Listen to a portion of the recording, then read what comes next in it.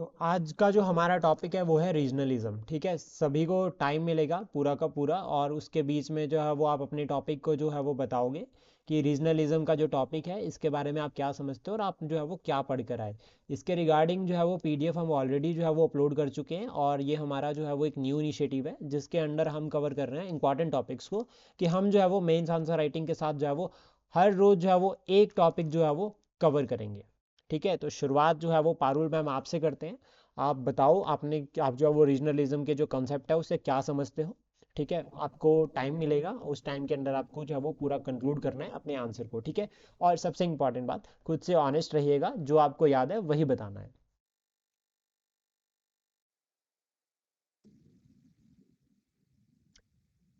Ma'am शुरुआत कर सकते हैं आप। Yes, sir. Um, Sir, the concept of regionalism जो था वो डेट बैक करता है to the history of from the colonial era. और जो डोमिनेटिंग पॉलिसीज जो थी लाइक सब्सिडरी अलायंस था, डॉक्ट्रिन ऑफ लैप्स था, उन्होंने completely शो करा था the greediness of the Britishers to slowly maximize their control over India. और उसके बाद जो रीजनलिज्म है that basically refers to the मतलब it refers to something like the people living in a region that share common identity, and in spite of their varying characteristics, like different languages, different habits, cultures, etc., they tend to मतलब वो एक साथ में रहने की फिर भी कोशिश करते हैं, and this is a very good point for our society.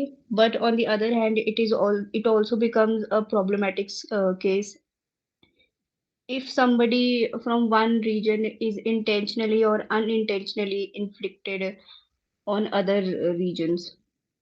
ठीक है। और सर वेरियस फैक्टर्स भी होते हैं जो लीड करते हैं रीजनलिज्म के लिए, लाइक ज्योग्राफिकल फैक्टर्स होते हैं, हिस्टोरिकल फैक्टर्स होते हैं, इकोनॉमिक फैक्टर्स रहते हैं। Okay.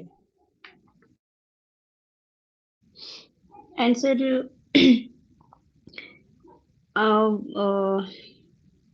at the time of when India was about to get independent, ठीक है। the goal of national movement at that time was also to get rid from the colonial rule hmm. and give India a separate identity. But at that time, I think that regionalism overpowered nationalism, ठीक because because even after independence, Indian territory as a whole was still followed by the footsteps of the Britishers.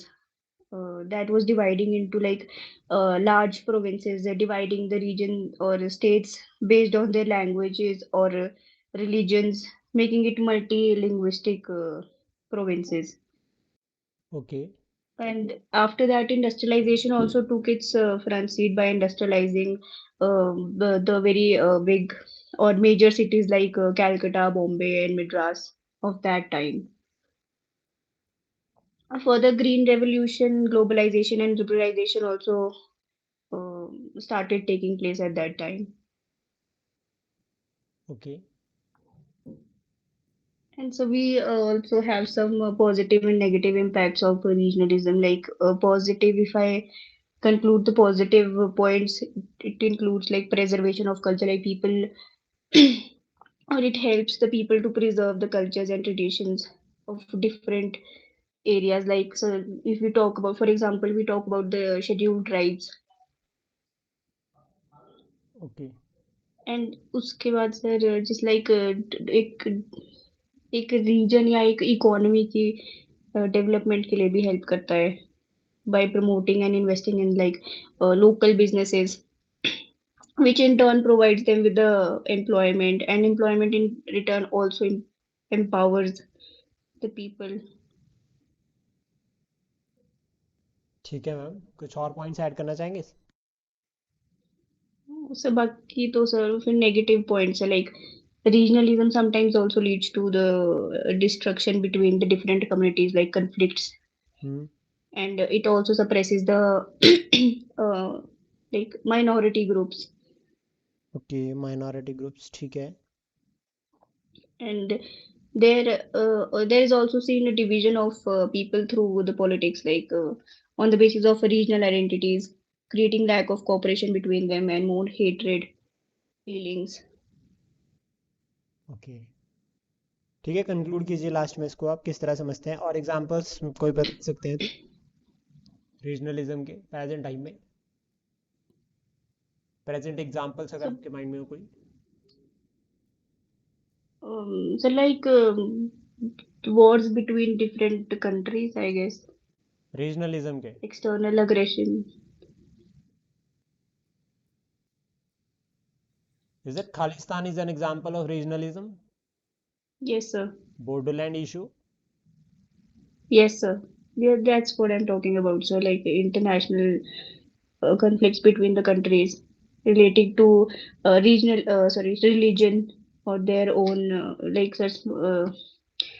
Sometimes, sir, minority people also want to uplift themselves through these protests and all, and at that time, the regionalism become more powerful, I guess, more powerful, okay. over over everything else, okay. keeping aside all the social and political things. Okay, nice. So that's it, sir. ठीक है, okay, thank you ma'am. Pankaj sir, now your turn. Sir, regionalism regionalism एक proud feeling है, लोग अपने जहाँ रहते हैं अपने एरिया के प्रति, अपने रिलीजन के सेम, मतलब सेम इंटरेस्ट जो के लोग होते हैं, वो अपने अपने लिए एक डिफरेंट स्टेट, मतलब अपने पे खुद राज करना चाहते हैं, जैसे सर खालिस्तान हो गया, या फिर जैसे ये रीजनलिज्म पॉजिटिव भी होता है और नेगेटिव भी होता है। पॉजिटिव में होता है सर कि जब सेम जैसे सर असम, नॉर्थ ईस्ट के लोग हैं, वो पिछड़े हुए रह गए, जैसे उनके लिए कुछ गवर्नमेंट ने उधर उतना ध्यान नहीं दिया डेवलपमेंट के लिए। तो सर वो अपने इंटरेस्ट के लिए जब आवाज उठाते तो एक पॉजिटिव वे में हो गया, पर जब इसी को वो अपने ऊपर खुद के लिए एक डिफरेंट से स्टेट चाहते हैं कि हमारा डेवलपमेंट हो जाए, तो वो नेगेटिव उसमें आ जाता है, जैसे खालिस्तानी भी हुआ, या फिर सर साउथ में जैसे तमिल के लोग हैं, जितने भी जो नॉन हिंदी स्पीकर्स स्टेट्स है, वो अपने लिए एक अलग से कंट्री बनाना चाहते हैं, द्रविड़ नाडु। या फिर हाँ, सर जैसे महाराष्ट्र में छोड़ो सर, जैसे हिमाचल में लाहौल स्पीति का एरिया है, वहाँ पे गवर्नमेंट इतना ध्यान नहीं देती है, वाह, नाइस। इंक्लूसिव ग्रोथ नहीं है सर, जिसमें मतलब देख ठीक सकते है, हैं। दैट मीन्स या कि वो फिर वर्ग जो है वो पिछड़ा सा, वो एरिया जो है वो थोड़ा सा अलग सा रह जा रहा है, यस सर, तो इसकी वजह वहाँ से पे भी ध्यान नहीं। वहाँ की डिमांड्स जो है वो कहीं ना कहीं इफेक्ट हो रही है। अच्छा, एक ठीक है, और आगे बताओ। जैसे सर लेह लद्दाख में भी सर अभी चला हुआ था, उनके ऊपर भी वो शायद 6th शेड्यूल में आना चाहते ठीक है। उनके। और या फिर जैसे एक स्टेट में एक एरिया ऐसा होता है, जैसे महाराष्ट्र का एरिया है सर, बॉम्बे वगैरह काफी डेवलप्ड एरिया है, वैसे ही उसी के साथ विदर्भा जैसा एरिया है, जहाँ पे सर शायद लोगों की डिमांड्स पूरी नहीं हो पाती, गवर्नमेंट उधर ध्यान नहीं देती ज्यादा, हाँ, इसलिए वो भी अपने लिए एक डिफरेंट स्टेट बनाना चाहते हैं, ठीक है। अ, वो डिमांड कर रहे। या फिर यूपी में बुंदेलखंड हो गया, और जैसे इंटर स्टेट डिस्प्यूट्स में भी होता है सर कि हिमाचल नहीं, जो एस वाले सतलुज यमुना लिंक का सर हुआ था पीछे से, तो पंजाब और हरियाणा दोनों एक साथ हो गए थे कि मतलब जैसे भाई भाई है, तो एक रीजनलिज्म की भावना आ गई थी उनमें। नाइस। और हिमाचल को उन्होंने अलग कर दिया। और यहाँ अभी यस एक सर। नई नई मतलब एक रिवर डिस्प्यूट भी तो चला है पंजाब के साथ हमारा, क्या नाम है अ, उसका? ये ये सर Ravi River, नहीं। Sir Satluj. जिसमें वो लीज पे दिया था सर, हाँ, लीज पे दी वो थी वो हाइड्रो पावर प्रोजेक्ट। शन शन करके, Shanan, Shanan. Shanan hydro power project.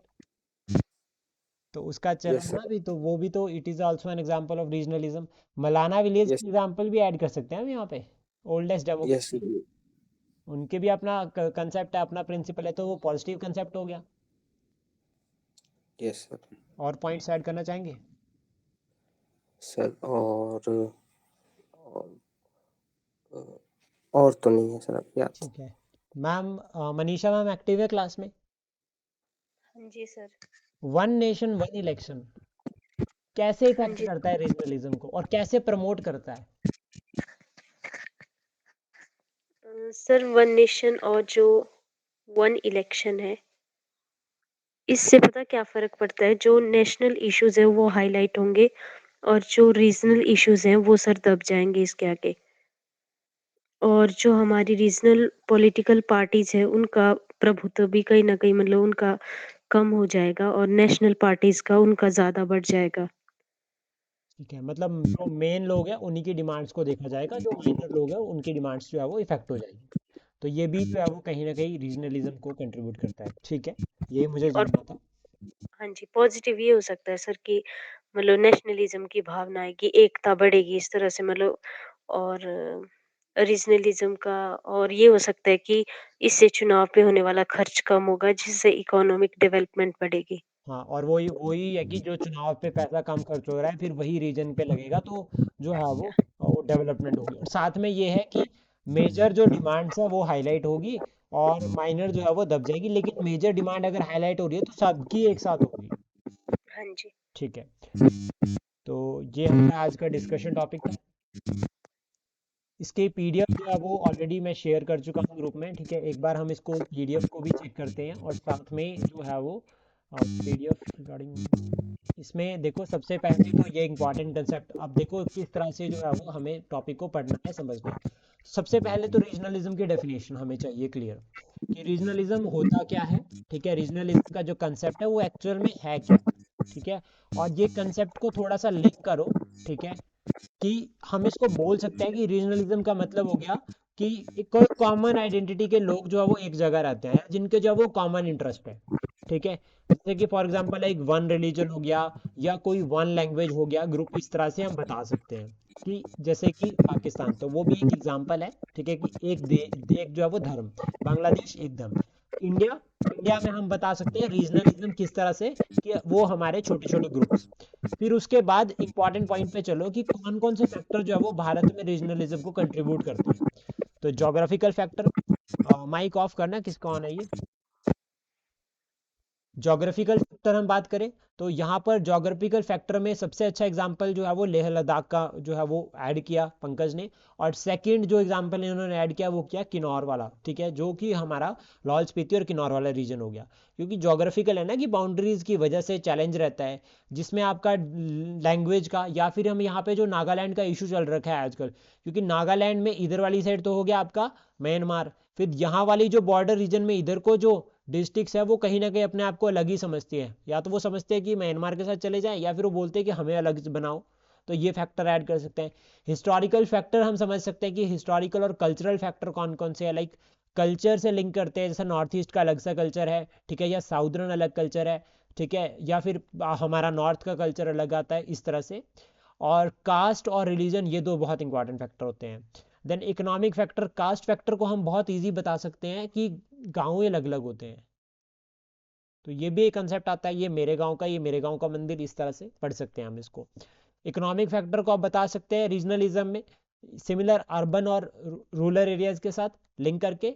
Political और एडमिनिस्ट्रेटिव फैक्टर्स को भी यहाँ पर इंक्लूड कर सकते हैं। ठीक है, ये सभी हो गए फैक्टर्स। देन उसके बाद रीजनलिज्म भारत में किस तरह से इवॉल्व हुआ। पारुल मैम ने इसको बहुत अच्छा लिंक किया सब्सिडरी लाइंस के साथ, यानी कि ब्रिटिश पॉलिसीज के साथ। अब क्या है कि हमारे यहाँ पर जो रीजनलिज्म का कंसेप्ट है ना, वो सबसे पहला तो देखो ये सही है कि ब्रिटिश टाइम पे इवॉल्व हुआ, लेकिन हम थोड़ा सा इसको और पास्ट में चल जाते हैं। ब्रिटिशर से पहले क्या, मुस्लिम वर्ल्ड में अगर हम बात करें, या जब मुस्लिम रूल जो है वो मुगल रूल जो है वो भारत में था। ठीक है, तो उस टाइम पे क्या कोई ऐसा रीजनलिज्म का कंसेप्ट था क्या, आपको क्या लगता है? मुगल रूल के टाइम पे रीजनलिज्म का फैक्टर था क्या? Yes sir. थे ना, राजपूत अपने लिए लड़ते थे। ठीक है, मुगल यस स्टेट सर। अपने लिए लड़ती थी, तो वो एक तरह से रीजनलिज्म का कंसेप्ट हो गया। बेशक वो खुद को प्रोटेक्ट करना चाह रहे हैं, लेकिन है तो वो कंसेप्ट रीजनलिज्म का ही। फिर उसके बाद इंपीरियलिज्म तो की ये अगर हम बात मुस्लिम करें, सुप्रीमेसी भी तो थी उस टाइम पे, जब वो अकबर के टाइम पे दे वर जस्ट स्प्रेडिंग लाइक धम्मा वाला था वो। हाँ सर औरंगजेब के बुद्धिज्म मारने के वो बाद स्प्रेड भी करना ये चाहते थे उस टाइम शुरू पे। हो गया। औरंगजेब के बाद रीजनलिज्म की वजह से ही तो अब देखो, एक चीज समझो यहाँ पे, ये रीजनलिज्म को हम डिक्लाइन ऑफ मुगल एम्पायर में एक एग्जांपल बना सकते हैं ना पंकज? Yes sir. याद रह जाएगा ना हमेशा के लिए? Yes sir. तो ऐसे करके लिंक करके पढ़ना है कंटेंट को। अशोक का एग्जाम्पल, या उसके बाद अशोक अशोक का धम्मा था, और जो इबादत खाना वाला सिस्टम था अकबर का, यस सर। ठीक है, उसमें भी वो डिफरेंट डिफरेंट लोगों को बुलाता था, हर हर रीजन के लोगों को बुलाता था अपने धर्म पर चर्चा करने के लिए, तो वो भी एक फैक्टर था। फिर मुगल एम्पायर का डिक्लाइन हुआ तो उसके बाद जैसे जाट मराठा बन गए, तो ये भी रीजनलिज्म का एग्जाम्पल हो गया। फिर उसके बाद आता है नेशनल मूवमेंट। अब हमारा जब फ्रीडम स्ट्रगल शुरू हुआ ना, तो ब्रिटिशर्स की सबसे एक पॉजिटिव रोल जो था वो हमारी इसमें फ्रीडम स्ट्रगल के लिए, वो ये था कि इन्होंने इंडिया बना दिया था। अलग अलग नहीं रखे थे, जैसे कि बंगाल हो गया, मद्रास हो गया, या चेन्नई होगी, ये सब अलग अलग नहीं कर रखे, इन्होंने एक बना दिया इंडिया। इसका एग्जाम्पल आता है गवर्नमेंट ऑफ इंडिया एक्ट 1858, मतलब एक भारत। अब एक भारत के कंसेप्ट से रीजनलिज्म के कंसेप्ट थोड़ा सा फीका हो जाता है, लेकिन यहां से क्या हुआ कि लोगों को जो समझ रहा था, तो सब नेशनल और नेशनल जो है वो बनने लगी, लाइक रीजनल आइडेंटिटीज। इवन इसका एग्जांपल हम गांधीयन फॉर्म में लिख सकते हैं। गांधी जी की जो आइडियोलॉजी थी, गांधी जी का जो फ्रीडम स्ट्रगल का जो पूरा का पूरा तरीका था, वो ऐसा था कि नेशनल लीडर, पहले नेशनल लीडर होगा, देन उसके बाद नेक्स्ट पर जो होते थे वो स्टेट के लीडर्स होते थे, और स्टेट के बाद फिर रीजनल लीडर्स होते थे। तो कहीं ना कहीं उन्होंने जो रीजनलिज्म का कंसेप्ट था उसको पॉजिटिव वे में यूज किया, ताकि एक डिसेंट्रलाइज स्ट्रेटेजी को जो फॉलो किया जा सके। तो इससे क्या हुआ कि रीजनलिज्म जो है वो को एग्जिस्ट किया नेशनलिज्म के साथ। लेकिन आफ्टर इंडिपेंडेंस क्या हुआ? वहां तक तो ठीक था, क्योंकि सबको पता था कि आजाद होना है। Even princely states also know that कि आजाद होना है। और जब 1947 का एक्ट आया, तो उसमें ये क्लियर मेंशन कर दिया कि प्रिंसली स्टेट भी आजाद है, वो अपनी मर्जी के मालिक है, आइदर इंडिया को ज्वाइन करे, आइदर पाकिस्तान को रहे, पाकिस्तान को ज्वाइन करे और इंडिपेंडेंट रहे। तो दैट मीन्स कहीं ना कहीं रीजनलिज्म का कंसेप्ट हो गया ये। फिर उसके बाद क्या हुआ यहाँ पे, इसमें हम ऐड करते इसको लिंक करने के लिए, तो 550 से ऊपर प्रिंसली जो है वो स्टेट्स थी। अब इन्होंने जो है, इनमें से सबने मैक्सिमम ने ज्वाइन कर लिया था, लेकिन हैदराबाद, जूनागढ़ और त्रावणकोर और जम्मू एंड कश्मीर इन्होंने मना कर दिया। तो that is also regionalism example, है ना ये एग्जाम्पल? Yes sir. यस। ठीक है। फिर उसके बाद क्या हुआ, चलो इसको हमने सॉर्ट आउट कर दिया कैसे भी करके, और ब्लड एंड जो भी कैरेट एंड स्टिक पॉलिसी थी सरदार पटेल जी की, उसको फॉलो करके यूनाइट कर लिया। अब नेक्स्ट उसके बाद आता है कि रीऑर्गेनाइजेशन ऑफ स्टेट्स। जब सोचा कि यार स्टेट्स की रीऑर्गेनाइजेशन कैसे स्टेट बनाई जाए, तो टेम्पररी तो बना दी, part A, part B, part C, part D, ठीक है, ये 4 तरह की स्टेट्स बन गई। लेकिन जब 1951 में स्टेट्स को रीऑर्गेनाइज करने के लिए कमीशन या कमेटीज अपॉइंट करी गई, तो देन उसके बाद क्या हुआ, रीजनलिज्म का कंसेप्ट शुरू हो गया। फॉर एग्जाम्पल लाइक यहां पर आप बताओ, बात करो तेलुगु स्पीकिंग आंध्र प्रदेश, एक अलग से, जहां पर रीजनलिज्म आया किसकी वजह से, लैंग्वेज की वजह से, ये फैक्टर हम समझ सकते हैं।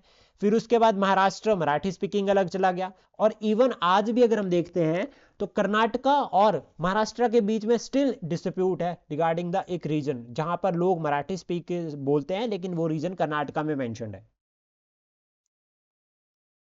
आप इसको इस फैक्टर को हाईलाइट कर सकते हैं। फिर उसके बाद स्टेट्स रीऑर्गेनाइज हुई, देन नया फैक्टर आता है ग्रीन रेवोल्यूशन। ये मॉडर्न है, मॉडर्न फैक्टर है। अब ग्रीन रेवोल्यूशन क्या है कि भारत को ये क्लियर था कि अगर भारत को जो है वो ग्रो करना है, ग्रोथ एंड डेवलपमेंट को प्रमोट करना है, तो हमारे पास अनाज जो है वो सरप्लस में होना चाहिए, यानी कि जो फूड प्रोडक्शन है वो सरप्लस होनी चाहिए।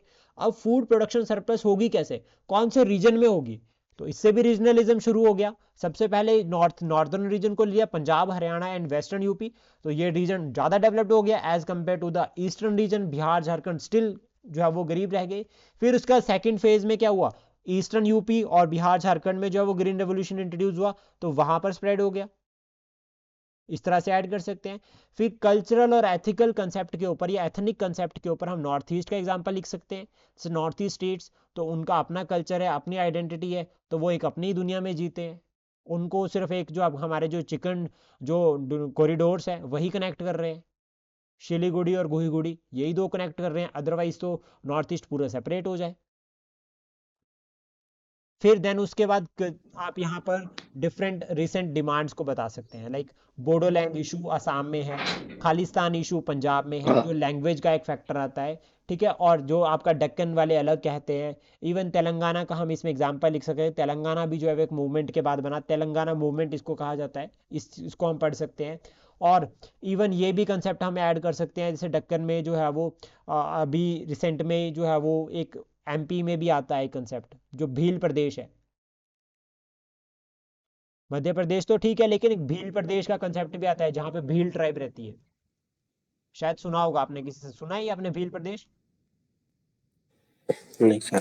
ये भील प्रदेश का भी एक कंसेप्ट चलता है बीच में, ठीक है, जहां पर भील ट्राइब रहती है। आप इसको भी एक बार देख सकते हैं। देन उसके बाद फिर यहाँ पर जो है वो हम रीजनल मूवमेंट्स देख सकते हैं कि कौन कौन सी कहाँ पर क्या चल रही है, तो उसके क्या फैक्टर हैं, किस तरह से है, ठीक है। जैसे कि इंट्रा स्टेट रीजनलिज्म हो गया, इंटर स्टेट रीजनलिज्म हो गया, या सुप्रा स्टेट रीजनलिज्म हो गया, इसको हम बता सकते हैं, ठीक है। इंटर स्टेट में क्या कौन से कंसेप्ट आते हैं, इंट्रा स्टेट में कौन से कंसेप्ट आ रहे हैं ये। देन उसके बाद क्या क्या जो है वो मैनिफेस्टेशंस है, क्या क्या हुआ, रीजनल स्टेट्स बनी नहीं नहीं, तो ये सारे इसमें क्लियर मेंशन, लाइक उत्तराखंड जो है वो उत्तर प्रदेश से निकाल कर बनाया गया, बिहार से जो है वो झारखंड बना, छत्तीसगढ़ मध्य प्रदेश से बना, तेलंगाना जो है वो आंध्र प्रदेश से बना, इस चीज़ को हम बता सकते हैं। और रिसेंट फैक्टर ऐड कर सकते हैं, जिस तरह से जम्मू कश्मीर को बाइफरकेट किया, तो वो भी हम यहाँ पर इंक्लूड कर सकते हैं। फिर विदर्भ वाला और सौराष्ट्र वाला रीजन जो है वो ये यू क्लियरली मैंशन, बुंदेलखंड हो गया यूपी में, दार्जिलिंग हो गया वेस्ट बंगाल में, स्टिल दार्जिलिंग जो है वो सेपरेट डिमांड करता है, तो ये हम पढ़ सकते हैं, ठीक है। द्रविड़ा मूवमेंट ये बहुत इंपॉर्टेंट है, इसको भी हम देख सकते हैं और इसको भी हम अच्छे से पढ़ सकते हैं। और बस ये सिर्फ और सिर्फ एक एग्जाम्पल फॉर्मेट में है, हमें ना ये याद रखनी है, ये हमें हेल्प करेगी। नेगेटिव इम्पैक्ट में हम ना जहाँ पर नॉर्थ ईस्ट में लिखेंगे कि ठीक है उनकी रीजनल आइडेंटिटी के लिए ठीक है, उनको सेपरेट कर रखा है कि वो ट्राइबल रीजन है, लेकिन वहाँ पे कहीं ना कहीं इंसर्जेंट एक्टिविटीज़ भी है, नक्सलाइट है, तो वो भी एक चैलेंज है। और साउथ इंडिया में आप अर्बन नक्सलिज्म को लिख सकते हैं, ठीक है। और नॉर्दर्न रीजन में आप खालिस्तान को बता सकते हैं सिख कम्युनिटी के रिगार्डिंग, कि वो एक अलग से जो है वो स्टेट मांग रहे हैं, नेशन मांग रहे हैं, तो ये फैक्टर हम बता सकते हैं, ठीक है। और बाकी उसका वाटर डिस्प्यूट्स का सही रहता है कि वाटर डिस्प्यूट बता सकते हैं, बॉर्डर डिस्प्यूट बता सकते हैं, तो वो दोनों हम यहाँ पर इंक्लूड कर सकते हैं। पॉजिटिव इम्पैक्ट क्या रहते हैं और नेगेटिव इम्पैक्ट, ये दोनों भी हम पढ़ सकते हैं। जैसे कि कल्चर प्रिजर्व होता है, ट्रेडिशन प्रिजर्व होते हैं, नॉर्थ ईस्ट का आप यहाँ पर एग्जांपल लिख सकते हैं कल्चरल वैल्यूज़ में। डेवलपमेंट ऑफ लोकल इकोनॉमीज़, ये भी बहुत अच्छा है, इसमें आप एग्जांपल लिख सकते हैं ट्राइबल रीजन का, जैसे कि फॉर एग्जांपल ट्राइबल प्रोडक्ट, और इसमें गवर्नमेंट का इनिशिएटिव आप बता सकते हैं बहुत रिसेंट वाला, वो है माइनर फॉरेस्ट प्रोड्यूस का। पॉलिटिकल एम्पावरमेंट रहती है, इसमें आप एग्जांपल लिख सकते हैं schedule tribe region, schedule tribe वाला रीजन का, जिसमें आती है tribal council, tribal advisory council, वो आप यहाँ पर लिख सकते हैं। तो पॉलिटिकली उनको क्या रिप्रेजेंटेशन मिल रही है, तो इससे एम्पावरमेंट होगी, ठीक है। प्रमोशन ऑफ डाइवर्सिटी, आप यहाँ पर एग्जांपल लिख सकते हैं पौंडीचेरी का, क्योंकि उन वो चारों को जो है वो ऐड इस तरह से किया गया है, ठीक है। यहाँ पर आप बात कर सकते हैं एक तरह से दमन एंड दीव, दादरा एंड नगर हवेली की, ठीक है, ये सब इंक्लूड कर सकते हैं। देन नेगेटिव इम्पैक्ट आप बता सकते हैं टेंशन एंड कन्फ्लिक्ट, ठीक है, यहाँ से जो माइनॉरिटी ग्रुप है उसको, उसकी जो पावर है उसको जो ठीक है लाइक रिप्रेजेंटेशन है उस पर इफेक्ट पड़ता है। और बहुत सारी यहाँ पर इंटरनेशनल रिलेशंस लाइक बाबत बता सकते हैं। इसमें आप ना जैसे इंटरनेशनल रिलेशंस में अगर आप चलते हैं ना कि इफेक्ट ऑन इंटरनेशनल रिलेशंस, तो आप यहाँ स्नेलीज का एग्जांपल बता सकते हैं, तमिलनाडु और श्रीलंका के बीच में, यानी कि श्रीलंका में जो तमिलियन रहते हैं उनको स्नेलीज कहा जाता है, तो आप ये बता सकते हैं, ठीक है। रिवर वाटर डिस्प्यूट आप बता सकते हैं, तो स्पेशली इंडिया और पाकिस्तान के बीच की बता सकते हैं एक तो। और आप जो हो एक बहुत रिसेंट रिवर है त्रिपुरा से, वो रिवर फ्लो करती है बांग्लादेश की तरफ को, लेकिन बांग्लादेश ने ये कहा था कि त्रिपुरा में जो डैम है उसकी वजह से, जो है डैम से पानी छोड़ने की वजह से जो है वो बांग्लादेश में फ्लड्स हुए, ऐसा बांग्लादेश ने क्लेम किया था अभी जब बांग्लादेश में क्राइसिस चल रहे थे उस टाइम पे, तो इसको हम पढ़ सकते हैं, तो ये एग्जाम्पल हो सकता है। देन उसके बाद क्या क्या जो है वो मेजर्स हो सकते हैं जो आपका नेगेटिव को एड्रेस करने के लिए, तो सबसे पहले कॉन्स्टिट्यूशनल मेजर है जैसे शेड्यूल 5 और शेड्यूल 6, तो यहाँ पर आर्टिकल 371 की बात की जा रही है जो स्पेशल प्रोविजन लिंक करता है महाराष्ट्र और यहाँ पर। तो देन उसके बाद आप सारे पढ़ सकते हैं, ए से लेकर जो जितने भी ये सारे हैं इनको याद कर लो, ठीक है। नागालैंड हो गया, असम हो गया, मणिपुर हो गया, अरुणाचल प्रदेश हो गया, ठीक है, या फिर अगर हम बात करें सिक्किम हो गया, कर्नाटक हो गया, गोवा हो गया, ये सभी को याद कर लो अच्छे से, ठीक है। लीगल यहाँ पर जोनल काउंसिल की फॉर्मेशन हुई थी 1956 से, जो जोनल काउंसिल बनाई गई थी, like east west north south central zone हो गया, और एक नॉर्थ ईस्ट जो है वो सेपरेट सा जोन है, वो वर्क करता है। नेशनल इंटीग्रेशन काउंसिल हो गया, या फिर यहाँ पर नीति आयोग का एग्जाम्पल आप लिख सकते हैं, इनको बता सकते हैं। इस तरह से हम जो है वो ये मेजर सुजेस्ट कर सकते हैं और कंक्लूड कर सकते हैं। देन उसके बाद ये कुछ क्वेश्चन है, और क्वेश्चन जो है वो ये टोटल 12 है, जो लिंक करते हैं कहीं ना कहीं रीजनलिज्म के कंसेप्ट के साथ। जब भी आप फ्री हो आप इन क्वेश्चंस को लिख सकते हैं और सेंड कर सकते हैं। ठीक है, थैंक यू। समझ आ गया ना सारा, ये क्लियर? जी सर। Yes, sir.